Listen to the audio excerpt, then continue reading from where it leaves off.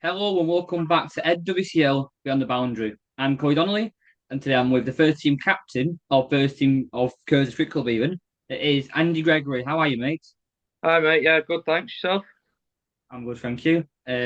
So firstly, could you introduce yourself, please? So just tell us about yourself and what made you take up the captaincy at Kearsley this season. Yeah, so if you don't know, my name's Andy. It's my first season as first team captain at Kearsley. Um, Basically, I had a chat with the chairman quite late on in the day. To be fair, we were busy recruiting, and we just had a conversation and decided that to start the season, I would be best to take on the role. I did initially take it up with Regan as my vice captain, but circumstances changed, and Regan has had to stop playing. So we did say that I'd do it for the first bit of the season, see how I got on, um, with the view to potentially pass it over if needs be. But obviously we've been doing okay. So yeah, I've sort of took over the role full time and enjoying it. Brill. So obviously captains come with new challenges and stuff like that. And so when you took on the role, I'm looking at what you're feeling now. Any challenges that you've experienced as captain which perhaps you didn't expect to have at the start of the season? Um, yeah, I mean, obviously with myself being on the outskirts of the first team really in the last few years, I've sort of had extended runs in the side at times. Sometimes I've been playing second team cricket. So the biggest challenge for myself was making sure that I contributed. That was one of my biggest worries. But I've probably had my best season to date in the first team, which has obviously been good. But yeah, in terms of challenges, I'm dealing with high class players like um, current professionals and ex professionals. So I think that's been my biggest challenge. To be fair, to for myself to captain players of that caliber. Yeah, and obviously it's obviously a big challenge to captain someone who is professional, who's someone on that level. But do you also feel as a new captain, so to be professional and other people around the club who's quite senior, have they been giving you advice to you to kind of help you in your role? Yeah, absolutely. Yeah, the players that we've signed, um, like the likes of Mushy, as he's been a great help. Like obviously he's a very experienced cricketer. Um, and don't get me wrong, there's always people in the bar after games telling me what I've done right and wrong, as with any club, I'm sure. Hmm. Yeah, so I think looking at this year, I think your first team, like you said, was very different to what it was the year before. But if we focus on outgoings first, I know you lost Naveed Gondal, keep us down a few others. But I think a big loss for you was Cam Murray. You know, he was captain. I think he changed captaincy halfway during the season. But, you know, he's been there for plenty of years, you know, in the past. How big of a loss was that? Was Cam, you know, we were still to leave it. How big was that to the club? Yeah, I mean, to lose a player of Cam's capabilities is always going to be tough. Um, as I said when I spoke to Graham earlier on in the season, um, Cam was a great servant to this club. Um, he was a great player for us. He scored a lot of runs. He took wickets, probably bowled more than he'd have wanted to. Um, but it was his time, and like we wish Cam all the best. And like I was there watching him, supporting him last Sunday. And yeah, like I said, the club has nothing but good things to say about Cam. But in a cricket perspective, yeah, he's obviously going to be a massive loss. He's always up there in the runs um, for the league. So it was always going to be tough to replace somebody like that. Yeah. So before we go into the incomings, I think I go back to last winter during about December time. I think I'm looking at your team and I think I saw, well, obviously you lost Cam and you lost half your team pretty much. I thought, well, how are you going to do well this season? You know, internally, was this when they left? Was your plan always to recruit players, or were you not? Was it kind of a bit unsure at that time? Yeah, I mean, listen, we always knew we needed to recruit. Like I say, we lost Cameron, who was near the top of the runs. we lost Naveed, who was up there with the wicket takers, and then we obviously lost Nayland, who used to take key wickets for us, um, and then Kian as well. It's four big players to lose in especially in one season. So yeah, the obvious was that we needed a strike bowler, and it just so happens we've ended up with two. Um, Yeah. and then obviously, like you say, we knew we needed runs, and we've obviously got that with our overseas and with Damraj, who's up there at second in the league at the minute. Hmm. So, and you spoke about Mushy before. So obviously, you brought in two opening bowlers in Mushy this year and Irfan and Karim. I think they're about hitting from what I heard from quite a while ago now. So I think both had a very good season. I think taking 44, 43 wickets respectively. How beneficial do you think these two signings have been this season? Yeah, I mean, I, I can't speak highly enough of the pair of them.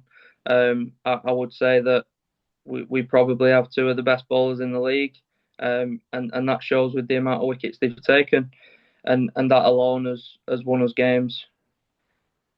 Yeah. And with Mushy in particular, now we've mentioned Dan before, having them coming in, lower middle order, and even sometimes with tail depending on your team, someone you got three players there who can really change a game. And watch might not be recognised battered in a way. They are more Dan Raj is obviously better, but Mushy and Irfan more ballers. Having someone who can, I think when you play Tong, I think especially I think Mushy and Dan Raj both was, they were tonking it, they was going for it. And having someone like them come in lower in the order kind of helps you change the game. You could be looking at 170 all out, and suddenly it turns into 220 all out because of them two getting a good score in the lower order. Yeah, absolutely. Like we always, well, especially when we bat first, we set our targets on obviously batting the overs, but giving them three in particular a platform. Like they don't want to be coming in like they were at weekend, unfortunately, after 10, 15 overs. They want to be coming in with 15, 20 overs left when there's already runs on the board, and they can push on and get us to that big score, which obviously it happened when Damraj got 80 against Little Lever, and Irfan got a 50 from number 9 at Reed. Yeah, So it really is beneficial that we have them runs down the order. yeah. And looking at your pro overseas, I think last year you had Jono and Byron. You've been two for a couple of years. John didn't really have such a good year last year. Byron specifically, I think he scored three or four centuries. He had a very good year. I mean, was this an expectation that you was going to lose Byron in particular last season? And how well do you think the new AJ and so on who's coming to replace them has been this season? Yeah, I mean Byron was a brilliant asset to the club. He was effectively another pro. He was scoring that many runs, especially last year. We initially tried thinking about getting Byron back, but he was wanting to have a year at home because he was struggling with a couple of injuries. Um, but yeah, I mean, I think anybody would want a Byron in their team if they could. Like I said, he scored over 800 runs last year. So to have that in your side is always going to be beneficial. But again, I said it before. I can't speak highly enough of Soam. He's come in. He's been absolutely brilliant. Um, he's a massive energy in the field. He's obviously taken the gloves after a few games, but he's scoring runs, and he really is a good asset to the team. Yeah. And you mentioned before about you kind of being on the verge of first team playing quite a lot of second team cricket. This season when you've checked before scored just over 200 runs this season. How well do you think you've done in that first one? How is it quite different to what you expected? You know, being being there under someone else's captaincy, but also playing like your captain. You got to perform as well. How have you thought of that experience this season? Yeah, I mean, obviously, I think for the majority of the time, it was right where I was playing. Like you look at the teams in the past year, and on paper, they should have been doing probably maybe a lot better than they were. Um, but yeah, I mean, I knew that I know what my role is within the side. Like, I started the season alternating batting anywhere between 5 and 7, and recently gone up into number 3. And apart from not being able to get out of the high 20s, I feel like I've been doing that job and soaking up the pressure a little bit, and really ideally setting that platform for the lads we mentioned before. And Yeah, I'm enjoying the role of number 3. I just maybe like to come in a little bit later sometimes instead of the first over of the game. yeah. So I think we'll talk about your current position in the league in a minute, but at the start of the season, considering all the changes you had in the squad, what were your expectations going into the season? I think, to be honest, mate, I just wanted us to compete. I didn't want to be turning up every week like expecting to lose, teams coming to us and expecting just to like us to roll over. And I think we've more than done that. We've more than done that. Um, and that's now my expectations. I would say have changed. Um, Now I go into I expect us to win games, and I want us to finish in that top 4. Yeah, you mentioned there, obviously you sit fifth in the Premiership division, top four do get the Lancs knockout place. If you look at the season you've had from start to finish, which is start of August now, how have you felt the season has gone as a whole, really? Yeah, I think we've lacked consistency. That we've lost. I'd say out of the 7 games that we've lost, we probably have only been sort of nowhere near in 2 of the games. Like the first game of the season away to Social, and the game away at Reed. Apart from that, the other games are certainly games we could have won in different circumstances. Like if we'd have batted better, bowled better, fielded better, um, which is it's obviously you want to win every game, but it's a positive for me that we've been in the game and we've had chances to win the games. We're getting into positions to win games rather than being nowhere near. Yeah, and obviously the league's very competitive this year. It's probably most teams in that division are competing for Lancs knockouts, and the other two at the top obviously competing for the league. You know, if you were to get a Lancs knockout place this season, how much would that mean to you, and as captain your first year, and to the club as well? Yeah, I mean it like I said at the start, it wasn't something I expected or particularly thought I'd be doing this year. But obviously, it's an honour to captain the club, and yeah, to finish in that Lancs knockout place for the first time in. I'm not actually sure when the last time we qualified for it was, but yeah, it'd be a great honour to qualify and play in that. Yeah. And you talk about how successful you've been this season. Your second team have all been quite successful in the Conference 3 division. They currently sit third in the division, with hopes of being promoted into the Conference 2 division next season. How have you felt their season has gone this season? Yeah, again, I think I think both sides have actually been very similar. They've also lacked consistency, and they've probably lost games that they should have won.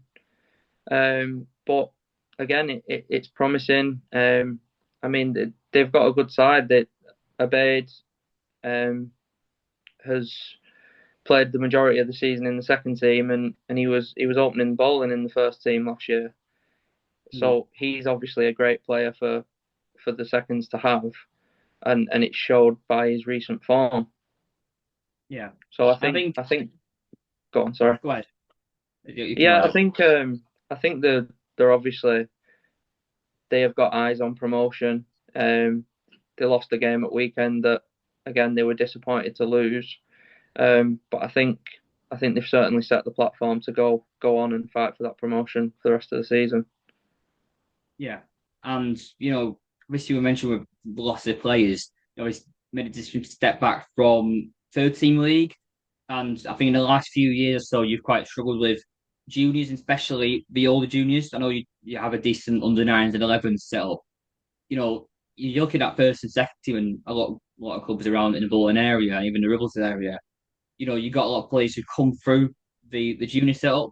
You know, how much do you want this to your juniors to be pushed in the next, in the next few years to have them juniors going through them nines and eventually coming through the ranks and eventually playing senior cricket? Yeah, I mean, it's obviously massively, massively important. And to be fair, it turns out that if we had stayed in the third team league this year, we would have been fine because our second team are leaving players out every week. There's 5 or 6 lads not getting a game some weeks. Um, but yeah, in terms of the juniors, I think you look at teams like Blackrod, um, Little Lever, they're sort of flying the flag for junior cricket, and that's obviously something that we need. And like you say, the under nines and under 11s are doing really good this season with the help of Dave Mather and Reece Sports. They've There's been some real progression and some good results this year, which is good to see. Brilliant. So, I don't know if you know, but Northwest really get second looking to expand the league, in the coming years. What would you say the positives that you and Kearsley have experienced since being part of the league?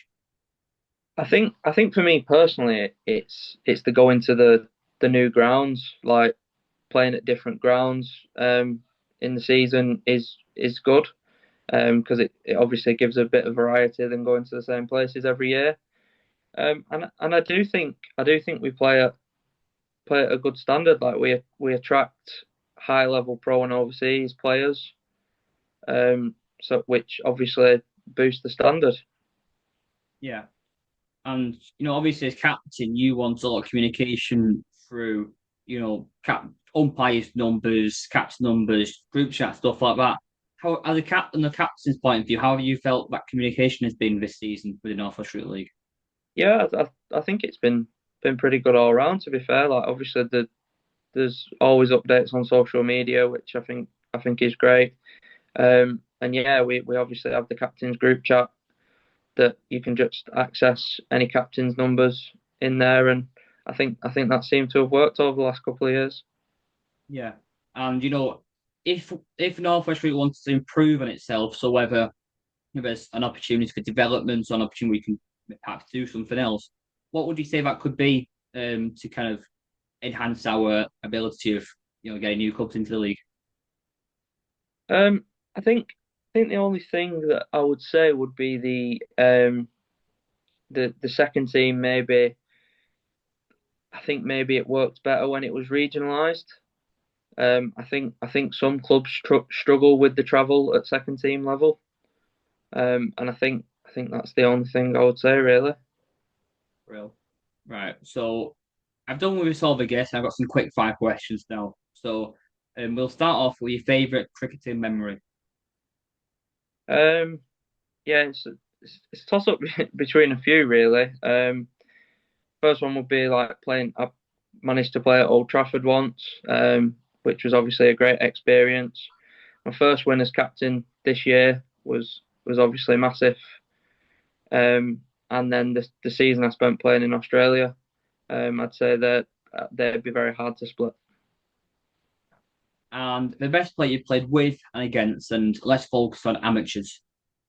Amateurs, okay.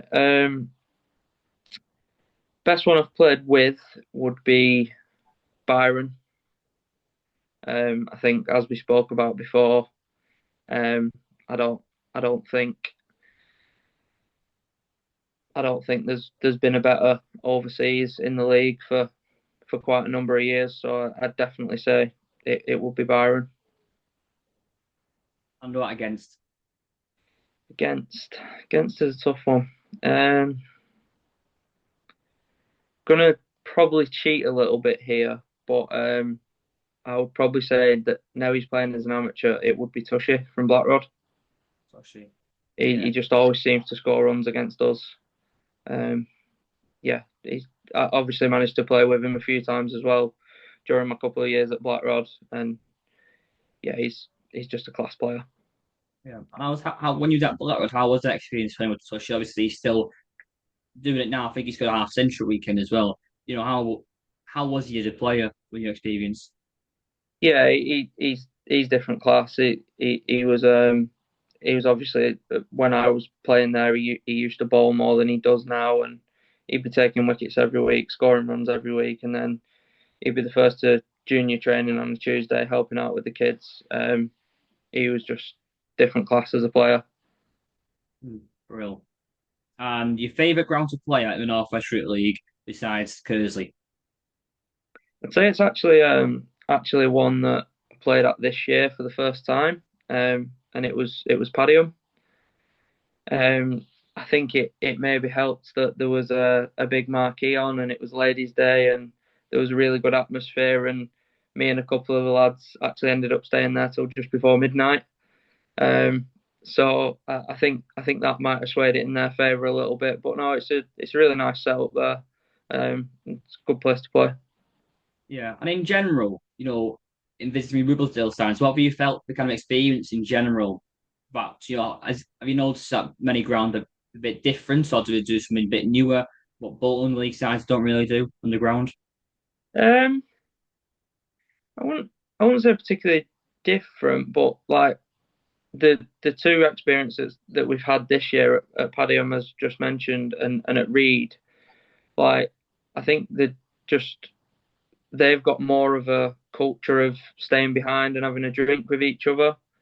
Um, and me and a couple of lads have certainly enjoyed that this year.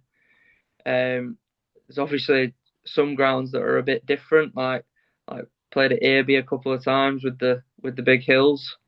Um, so yeah, that's a challenge. But no, I think they've been a welcomed addition, and like I said, the two experiences I've had at Reed and Padiham this year have been really good. Real. And your favourite cricketing legend? I think growing up, it was always Freddie Flintoff. Um, always had a woodworm bat. Yeah, he was sort of the player I looked up to when I was growing up. And the best innings that you've witnessed live in amateur cricket from an individual? Um, seen a good few, but I would have to say it would have been 2023. Jono Bird, who was our pro at the time, he and it was away at Reed. And when we were there this year, their lads were still sort of talking about it. We had like the groundsman come up to us talking about it. So, it's good innings when people are still talking about it 2 years later. I think it was a 137 not out that day with 10 fours and 10 sixes. So yeah, that was a special knock. Real. And what's one word that your teammates would use to describe you? Um, I think so. I'm actually called it me at weekend, and it was emotional. So I think sometimes, and something I might need to work on is like quashing my emotions a little bit in the field. Um, but yeah, that's one thing I would say. Just because, like I said, he did say it at weekend. Yeah. And finally, what's your predictions for the upcoming Ashes this winter? Um, yeah, well, like I said, I did play a season in Australia, so I've got quite a lot of mates out there, and I'm actually going back for this season, so I go there in October. Um, and so I'll be getting to a couple of days of the Perth test. Um, Nice. but yeah, I think unfortunately they're going to be too strong, and I think it as much as I would love to win because I think I would be unbearable to be around for all the Aussies if we did beat them. But I think my prediction would be 4-1 Australia. Oh, Australia. So I think that's all the questions I have. Is there anything that you'd like to add before we finish? No, I think that's it, mate. And just in terms of yourself, keep up the good work on social media. Brilliant. Thank you. So thank you for coming on, and I wish you the best of luck for the season. No problem. Thanks, mate. Cheers. Thank you.